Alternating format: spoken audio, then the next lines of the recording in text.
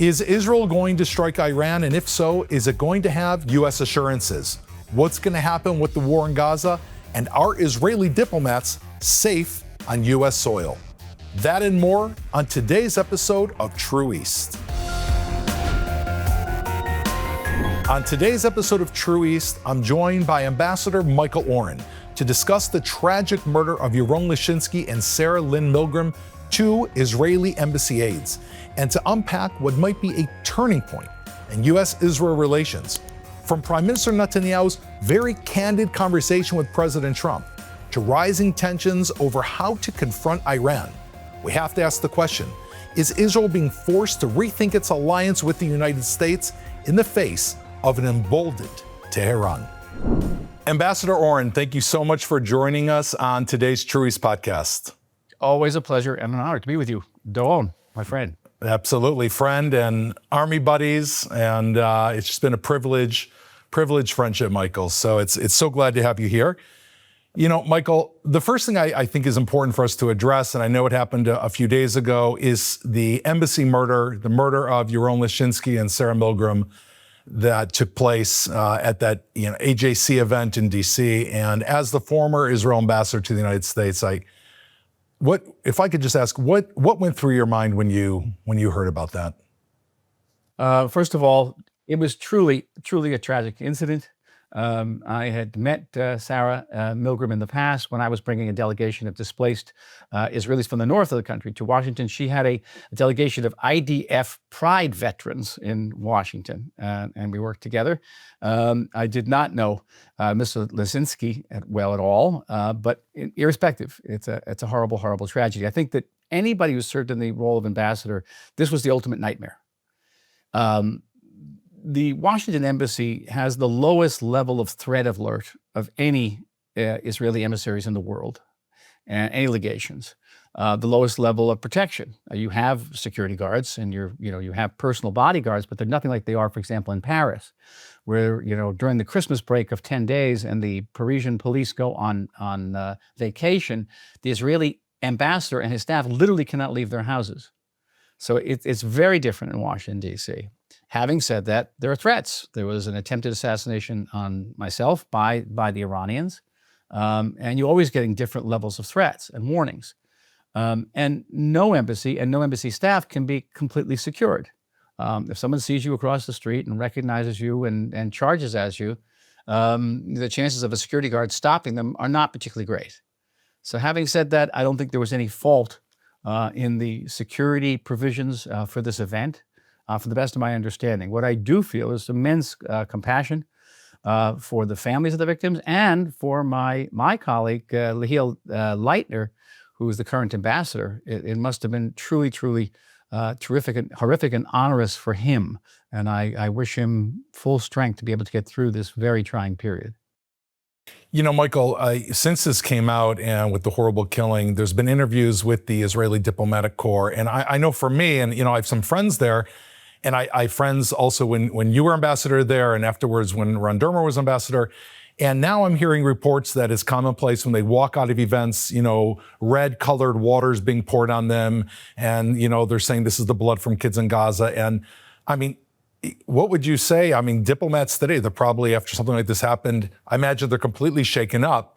Does this represent, you think, a fundamental change in the way that diplomats are going to approach the role in the U.S. and other places? Well, I think that change has already taken place outside of the United States. It's about time it takes place within the United States as well. There have been daily demonstrations in front of the embassy. We actually had an American service person set himself afire and kill himself outside the embassy, self-immolated. So the level of alert has to be raised in the United States as well. That's expensive. Let's be honest with it. The largest single expenditure of the foreign ministry, believe it or not, is not on ambassadors. It's not on public diplomacy. It's on security. It's on security guards. And we're going to have to double that expense and be far more cautious and vigilant. Let me ask you, American Jews obviously saw this. I spoke to my mom, I spoke to my brother, various people calling me. And it's clear they're, I hear again and again, I don't know if we're safe here. I'm not feeling safe here. I heard this numerous times before this, since October 7th. I mean, do you think they're right? American Jews, are they not safe in America? I mean, how do we answer that kind of reaction?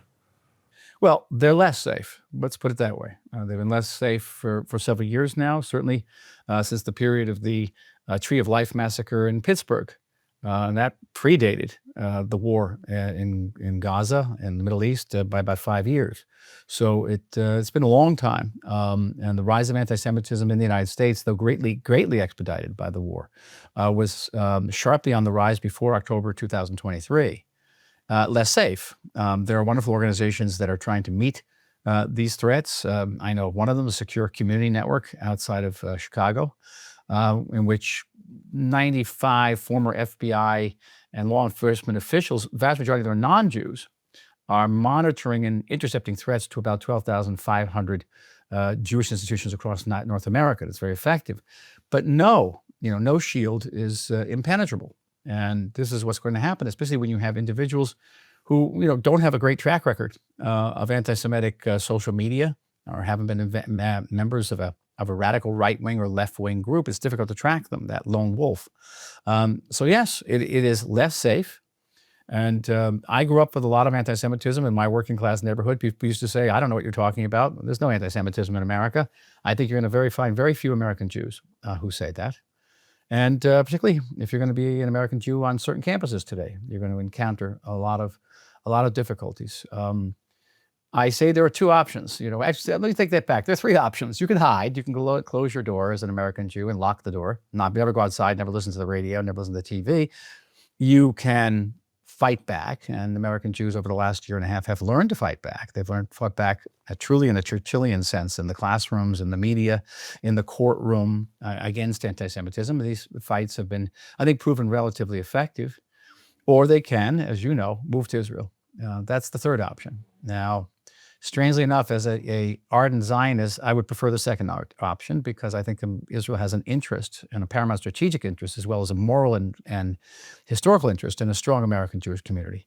And I want the American Jewish community to stay and fight.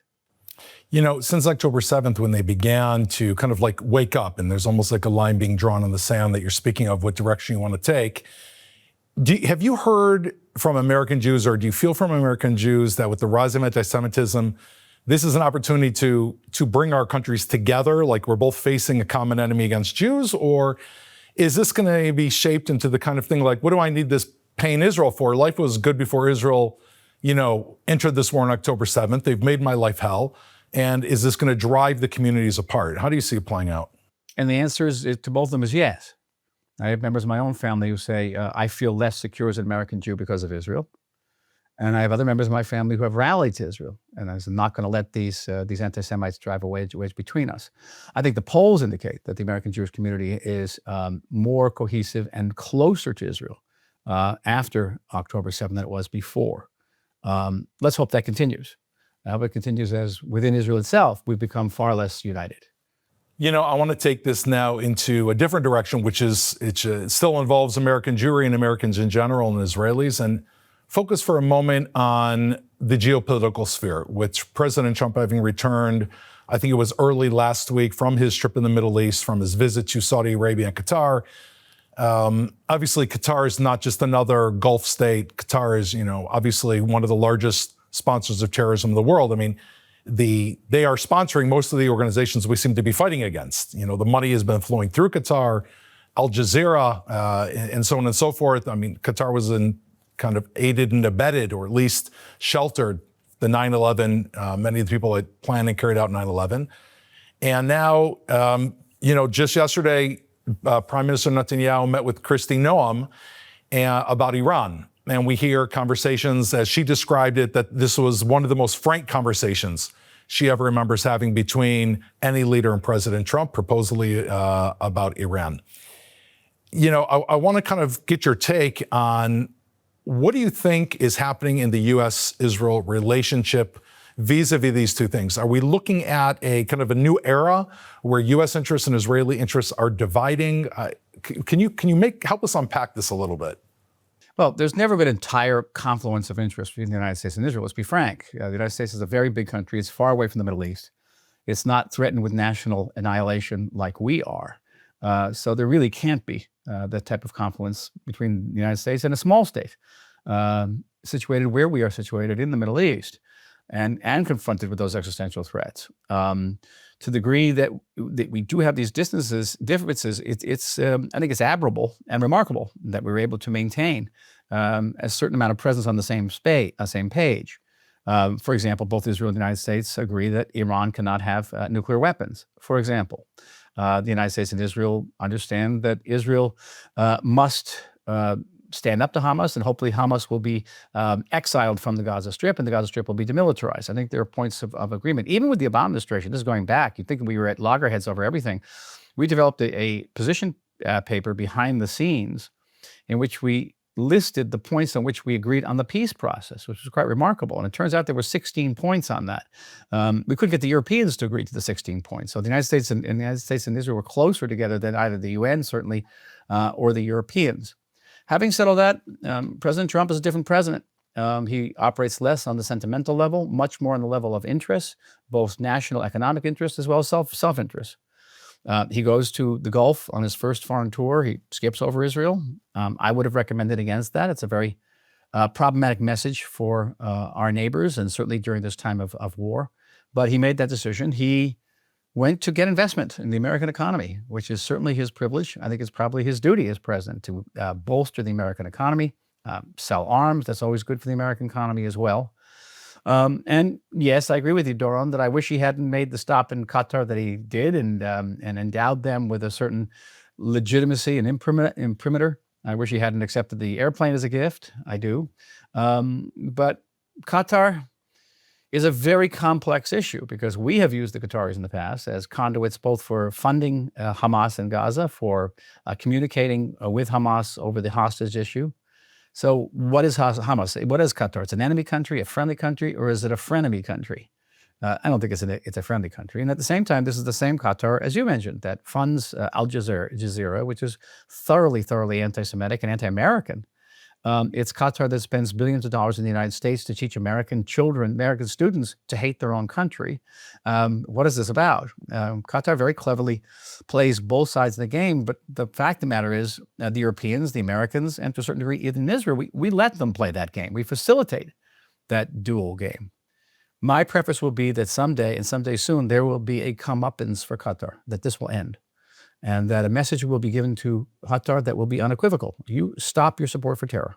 You exile these terrorist leaders from Doha, or you will not be able to do banking in the international markets. We'll close SWIFT to you. We'll close American banks to you. We'll close down the American university branches in your capital, and you will be the pariah. To me, that's an absolutely necessary step for the future. Well, I want to ask you, what would cause something like that, let's see, to happen? I mean, I appreciate that viewpoint, but seeing, like you said, that he gave them some type of, eminence by visiting them, it seems like he whitewashed a lot of their history, and Israelis are very, very nervous about that. What would it take for something like that to happen? I mean, there's also a $1 billion deal here, and I think there's concerns, correct me if I'm wrong, that Israel's concerned about its qualitative military edge. I don't know if that's regarding Qatar or only Saudi Arabia. How could this play out that it would require seemingly such a shift for... It will require a huge shift. I can't tell you how it's going to happen. You need a change of leadership with a different attitude toward Qatar, but it's going to be with us. We have to be sending the message out. The Qatari behavior is unacceptable and has to be responded to, which we haven't done. We have not done. It was Prime Minister Netanyahu said a couple of months ago now that Qatar's not an enemy country. Well, is it or isn't it? And I think we have to make that our message. The message coming out of Zion has to be absolutely clear. Interesting. From an Israeli and U.S. security point of view regarding Iran, we're hearing it's kind of hard to track the messages. Even before we went on, I had to check the news again just to make sure if anyone else said anything new about Iran, in just the 5 minutes since I last spoke, because it's very hard to follow the messages. The most recent one, again, in the meeting with the Prime Minister yesterday with Homeland Security Secretary, she said, we understand that Israel thinks we cannot trust Iran, and we cannot trust Iran. I mean, those were, I'm quoting her words. I listened to them myself on Fox News, and yet there is this possible deal that President Trump seems to be pushing for with Iran, and yet if we can't trust them under any circumstances, and where does this leave Israel? I mean, do you see a situation where Israel could possibly strike Iran and I'm not looking for you to rub a crystal ball here, but I mean, if we feel it's in our absolute security interests, without the U.S. being, I don't want to say with them being against it, but without them either aiding us in that mission or being fully supportive? So rub away on the crystal ball. And the answer is unequivocally yes. I could see a situation like that. Frankly, I'd like to see a situation like that. I've long been an advocate of a very robust kinetic policy toward Iran. And I am now. Now, the United States, again, has its own interests. And President Trump is a president who likes to end wars, not begin wars. But again, his country is not in the situation we're in. And there are three possible outcomes to these negotiations. Either the president signs an agreement which is very close, in essence, to the 2015 JCPOA signed by President Trump. Signed by Obama. Signed by Obama. I'm sorry, we're going by President Obama. Yeah. In which case, Iran, once sanctions are lifted, will once again be enriched. It will probably pay to have its hegemony restored over Syria. It will rebuild Hezbollah. It will rebuild Hamas. And we're going to find ourselves very quickly back where we were on the eve of October 7th, 2023. Or negotiations succeed in dismantling the Iranian nuclear facilities. That's the Israeli version. And Iran is no longer a nuclear threat, and its prestige throughout the region will plummet. The third, and perhaps likeliest scenario, is that these negotiations go nowhere, and that at which point Israel will be given something like a yellow light to act with American backing. I don't know if the Americans themselves will undertake that type of action, and in which case we must avail ourselves of that opportunity. And there are many questions whether Israel has the capability. We don't have the capability the United States has. We don't have B-1, B-2, B-52 bombers that carry 30,000-pound Buster bombs. We have these little planes called F-15s and F-16s and F-35s. But we found in the operation to eliminate Hassan Nasrallah, the head of Hezbollah, who was hiding beneath 60 feet of concrete, that these planes operating in a synchronized way can cut through many, many, many feet of concrete. And so, yes, we have capabilities. Those are only our Air Force capabilities. We have other capabilities. And it is essential that we take our destiny in our hands. It's not just a logo of Zionism. It is a formula for our survival. Michael, take us back to, if I could ask you, to 1981, to Osirak. It was 1981, if I'm not mistaken. What was that like? I mean, was this a similar situation that Israel was in back then? It's similar and dissimilar. Okay, the similarities are these. There were two nuclear military programs in the Middle East, one in Iraq and one in Syria.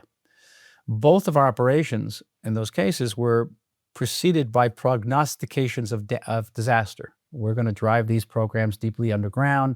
Saddam Hussein and Bashar al-Assad will renew the programs with more vigor. It won't work. In both cases, those naysayers were wrong. Neither program was renewed. They weren't driven further underground. So Israel was 2 for 2. Now, there's no guarantee that would be the case with the Iranian nuclear program, but the empirical evidence is such that it would. That way is similar. What is similar is that the size of the program. Those were pretty much singular facilities. The Iranian nuclear facilities are spread out over large areas. They're numerous. They're underground. They are protected, and they're far away from us. They're 2,000 kilometers away from us. Iraq's much closer. Syria is much, much closer. You could drive to the Syrian nuclear reactor. That's a big difference. And we're going to have to contend with that. We're also have to contend with the international community that's not going to support us. They didn't support us in the past. So these are big differences. We have to proceed on the assumption, the worst case scenario, that the school in Iran that actually wants to create a bomb, because there was another school that didn't want to create a bomb, just wanted to have the ability to create a bomb, has now gained ascendancy because Iran is very weak, and we must act. And by the way, we must act quickly because the Iranians are fervently rebuilding the air defenses that our Air Force destroyed with Russian help. And we can't allow them to do that. So as this window remains open and Israel considers this, and I'm hearing your reaction, which is, frankly, very uplifting, coming from somebody who's, has been a minister in the government, Israel's ambassador to the U.S. and a renowned historian. You see the grasp, I think, of history so clear. Where does this lead us, Michael, in terms of Israeli foreign policy? Meaning, if we're if we're going to start acting, if there's a trend from what I'm hearing from you, that we're going to start acting more independently in Israel's foreign policy, what does that look like? I mean, right now, Israel's receiving, a decent amount of aid, although it doesn't account for much of our GDP from the U.S. We seem to be asking permission. What does Israeli foreign policy look like economically, militarily, kind of moving forward in this more independent path that you're well, specifically vis-a-vis the United States, we have to ask ourselves some very hard questions. Are we prepared for every possible scenario? Iranian nuclear deal would be just one of them. Recognition of a Palestinian state could be another. Pressure to end the war in Gaza, yet another. And we have to ask ourselves, which is an even more difficult question, what are we willing to live with and what are we not willing to live with? What are we willing to say, on what issue are we willing to say to the president, we respect you very much, we appreciate everything you've done, but on this issue, we can't concede, we can't yield to your advice or your will. And then we have to ask ourselves the ultimate difficult question is, what price are we willing to pay? And try to anticipate the price. It won't be easy. I am a longtime opponent of the American military aid to Israel. It goes back. I was the only member of the government in 2016 to oppose the President Obama's memorandum of understanding. That's the 10-year, $40 billion package. I opposed it. I opposed it in an article written in Tablet magazine in 2021. It's actually going to be reprinted on my Substack, Clarity, this week. You should read it, because it basically started a whole school of thought that says that Israel should wean itself of American military aid. And most recently, just a few weeks ago, Prime Minister Netanyahu said we have to start weaning ourselves of American military aid. It's an unhealthy situation. It's very advantageous for American arms manufacturers because the $4 billion we get a year is spent in the United States. It's basically a subsidy for the American arms industry. But it comes with an increasingly difficult price for the state of Israel. And so not exactly a prohibitive price, but I don't think it's worthwhile. And I think we should be entering a partnership with the United States. We shouldn't be a recipient of United States aid. We should be in a partnership developing fields that are of mutual interest and need cyber, AI, laser. We could have a lot to contribute there. So that's vis-a-vis the United States. It's more independent, but still, America, there's no substitute for America as our closest ally. We have to maintain open channels to Russia. We have to maintain open channels to China. Because they're both in the Middle East. They're in our backyard, whether we like it or not. And we have to show strength, Doron. The notion that somehow soft power leads to peace is a complete anomaly. The countries that have signed the Abraham Accords with us, they've done so not because they love us. They don't get up in the morning and sing Hatikva. They have made peace with us because we are standing up to their two existential threats, which is Sunni extremism in the form of ISIS, the Muslim Brotherhood, Hamas, Al-Qaeda, and Shiite extremism, Iran and Hezbollah. We're the only country fighting both of them. And if we prevail, we will get more peace. And I always have to apologize to the legacy of John Lennon that's saying, sometimes you got to give war a chance. And if you give war a chance, we're going to get more peace. We're certainly going to get more peace. I want to drill down with you, Michael, just before I let you go into Gaza for a moment. And, let's take almost like a case study example that seems to be playing out. Also, again, Iran might also be playing out in the next few days, but Gaza seems to be playing out today, where Prime Minister Netanyahu said 2 days ago, and has said repeatedly, as has the chief of staff, that Israel is going to occupy all of Gaza, take over all of Gaza, and destroy Hamas, and ensure the military aid is going to reach the Gazan people, because otherwise it will be stolen. The humanitarian aid. I'm sorry, pardon me. 3 o'clock. Exactly. The humanitarian aid, that's right. I wouldn't want that to happen. That humanitarian aid will be reaching the people of Gaza. And we heard yesterday when President Trump was being interviewed, he says, he's hoping for a ceasefire. Those, I believe, are the words he used. And he's hoping it happens as soon as possible. Bring us into kind of, let's go a little bit more granular here. How do these two ideas mesh together? Are they compatible? And again, what do you think Israel should be doing right now? It is a fine mess.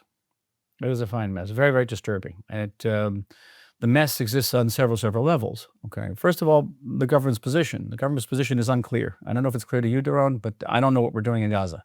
Are we seeking to destroy Hamas? Are we seeking to ratchet up the pressure on Hamas so the released hostages?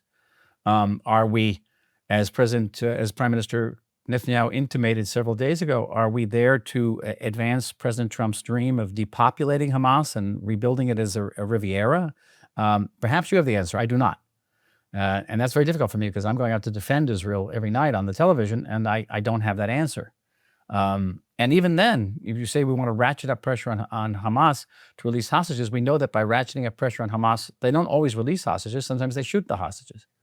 And what is our priority? You have the army saying the priority is releasing the hostages. You have the government saying the priority is destroying Hamas. So within Israel, we're at loggerheads. And that is unhealthy in a situation in and of itself.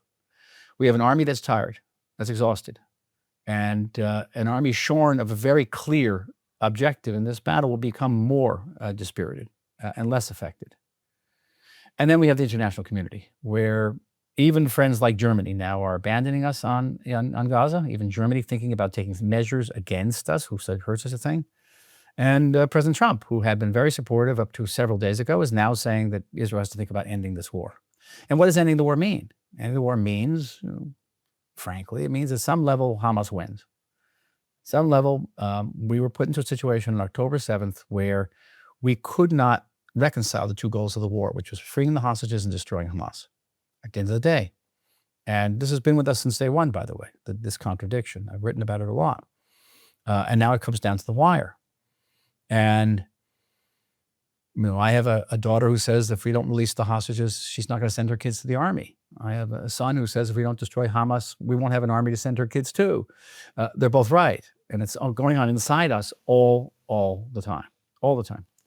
And there's just no quick fix. What would be helpful is if the government had a very clear policy here, because it's very difficult to sell Israel's involvement in Gaza right now if I don't know and you don't know. I'm going to bank on this. Maybe you have the information that I don't have. That what exactly are our goals?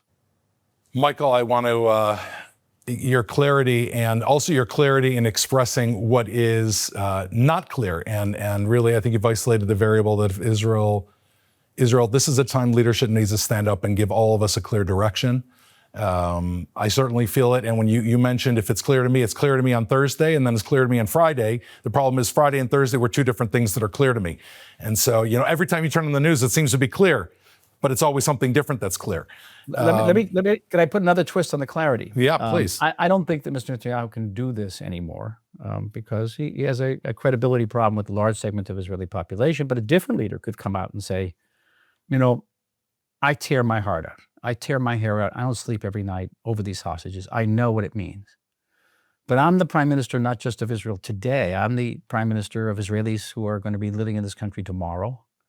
And I know that unless we deal Hamas this fatal blow, that we will be almost certainly losing the lives of many Israelis, whether they'll be attacked by Hamas across the border or by prisoners that we've released from our jail. We know that 80% of them go back and kill Israelis. Israelis will die. And I have responsibility not just to the 20 hostages, which we hope remain alive, but to the thousands of Israelis who won't go back to their homes along the Gaza border, who won't sleep soundly at night. And so please bear with me. I bear all responsibility. This is my doing, my decision. It is gruesome. No leader should ever be in this position. And I think if an Israeli leader came out and put it in those terms, Doron, I think the majority of Israelis would support him. Amazing. Do you feel, did I catch it correctly? Did you say you don't think this prime minister could do this, or you do think it is possible for him to do this? I do not. Alas, I don't think so. And I worked many years with Mr. Netanyahu. I have a very high regard for him in many ways, but there's a profound credibility issue here. Not the least of which emanates from the refusal of the government to accept responsibility for anything on October 7th or to subject itself to any type of investigation. That is not a tenable position for a number of Israelis. Now, I live in Jaffa, in South Tel Aviv. You don't walk out in the street here and say anything against Netanyahu. But if you go about 300 yards north of here, you're going to find that nobody's saying anything good about Netanyahu. We're very divided over it. We need a leadership that's going to unite us. And here, a point of optimism, and I think a point of poignant optimism, that we are having now some 360 to 400,000 Israelis have served in this war just as reservists, not just as conscripts. That's an immense population. That's the equivalent in America of about 20 million Americans. That's 4 million Americans more than fought in all of World War II. And this is an incredible generation, Doran. You know them. You've been in the Army. I was in the Army last summer. These people have fought beside people from the right, the left, the up, the down, Ashkenazim, Mizrahim, right? Religious and secular. They are intensely patriotic. They are strong. They're steeled. And they're going to come out of this conflict, and they're going to remake this country. They're going to be the leaders of the next couple of decades. And we have the best generation ever. They are our greatest generation. And I'm actually very optimistic about our future. You know, Michael, from the doors of the embassy to college campuses to Israel and our foreign policy, I think I take a lot from your resolve and your confidence, and it gives me actually a lot of hope. I love everything you've read, and we've been friends for a long time, and I think you're an awesome speaker of clarity. I would encourage our entire audience to look at your Substack, to be following you on X. And do we have another book coming out, Michael? That's what everyone always wants. You've got the best book on Israel. You have the very best book really ever written. I'm supposed to be really smart, according to you, Doran, but I don't know how smart I am. I signed a contract with New York to write a book about this war. God. Oh, my God. Now, wow. In which there are two major problems. One is, it's the book not about October 7th. Though October 7th, of course, is in the book. There are, of today, at least 170 books just about October 7th. And I don't know how many archives and how many collections. I mean, tens and tens of thousands of documents. That's the least of the problems. The worst problem is we don't know how the war ends.